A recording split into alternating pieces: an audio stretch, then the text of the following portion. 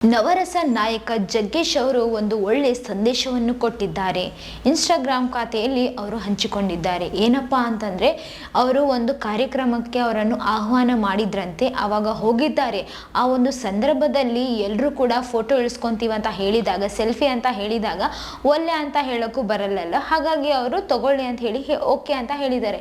But ಆ ಒಂದು ಸಂದರ್ಭದಲ್ಲಿ ಅವರು ಮಾಸ್ಕ್ ಹಾಕೊಂಡ್ರೆ ಅಹಂಕಾರ ಅಂತ ಹೇಳಿ ತಿಳ್ಕೋತಾರಲ್ವಾ, ಹಾಗಾಗಿ ಅವರು ಮಾಸ್ಕ್ ಅನ್ನ ಹಾಕೊಂಡಿಲ್ಲ. ಹಂಗೆ ಎಲ್ಲರ ಜೊತೆ ಸೆಲ್ಫಿಯನ್ನ ಇಳಿದಿದ್ದಾರೆ. ಈಗ ಅವರಿಗೆ ಆರಾಮಿಲ್ಲ ಅಂತಾನೆ ಹೇಳ್ಬೋದು. ಅವರು ನನಗೆ ಆರಾಮಿಲ್ಲ, ಎಲ್ಲರೂ ಕೂಡ ಜ್ವರ ಬಂದ್ರೆ ಯಾರು ಕೂಡ ಹೊರಗಡೆ ಬರಬೇಡ್ರಿ, ಮನೇಲೇ ಇರಿ, ಬಂದು ಈ ಥರ ಬೇರೆಯವ್ರಿಗೆ ಅಂಟಿಸಕ್ಕೆ ಹೋಗಬೇಡ್ರಿ ಅಂತ ಒಂದು ಸಂದೇಶವನ್ನು ಕೊಟ್ಟಿದ್ದಾರೆ.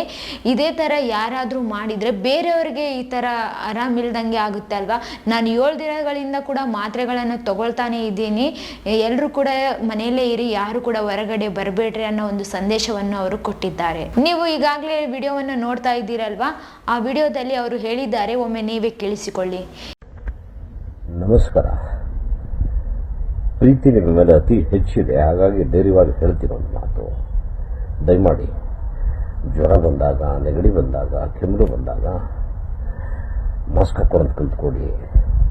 ಆಮೇಲೆ ಸ್ವಲ್ಪ ಬೇರೆಯವ್ರಿಗೆ ತೊಂದರೆ ಆಗೋದು ಇರೋ ಥರ ಟ್ರೈ ಮಾಡಿ. ಮಾಮೂಲಿ ಥರ ಜ್ವರ ನೆಗಡಿ ಎಲ್ಲ ಬಂದರೂ ಕೂಡ ಬರೋದು, ಮಿಕ್ಸಪ್ ಆಗೋದು, ಆಮೇಲೆ ಎಲ್ಲರಿಗೂ ಅಂಟಿಸೋ ಕೆಲಸ ಮಾಡೋದು ಮಾಡಬೇಡಿ. ನನಗೆ ಗೀತಾ ಕಾರ್ಯಕ್ರಮಕ್ಕೆ ಕುತ್ತಿಗೆ ಮಠದಿಂದ ಆಹ್ವಾನ ಬಂದಿತ್ತು, ಹೋಗಿದ್ದೆ. ತುಂಬ ಜನ ಪ್ರೀತಿಯಿಂದ ಫೋಟೋ ಹಿಡಿಸ್ಕೊಟ್ರು. ಬೇಡ ಅನ್ನೋಕ್ಕಾಗೋಲ್ಲ, ಮಾಸ್ಕ್ ಹಾಕಿದ್ರೆ ಅಹಂಕಾರ ಅನ್ಕೊಂತಾರೆ. ಬಿಸ್ಬಿಟ್ಟು ನಾರ್ಮಲ್ ಆಗಿದ್ದೆ. ಯಾರೋ ಪುಣ್ಯಾತ್ಮರು ನನಗೂ ಪ್ರೆಸೆಂಟೇಷನ್ ಕೊಟ್ಟಿದ್ದಾರೆ. ನಾನು 7 ದಿನ ಆಯಿತು ಎದ್ದೋಳಕ್ಕಾಗದೆ ಮಾತ್ರೆ ಔಷಧಿ ತಗೊಂಡು ಮಲಗಿದ್ದೀನಿ.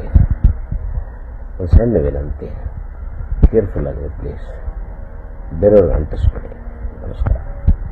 ಇದೇ ಥರ ಮತ್ತಷ್ಟು ವಿಡಿಯೋಸ್ಗಾಗಿ ನಮ್ಮ ಚಾನೆಲ್ ಅನ್ನು ಲೈಕ್ ಮಾಡಿ, ಶೇರ್ ಮಾಡಿ, ಸಬ್ಸ್ಕ್ರೈಬ್ ಆಗಿ. Thank you.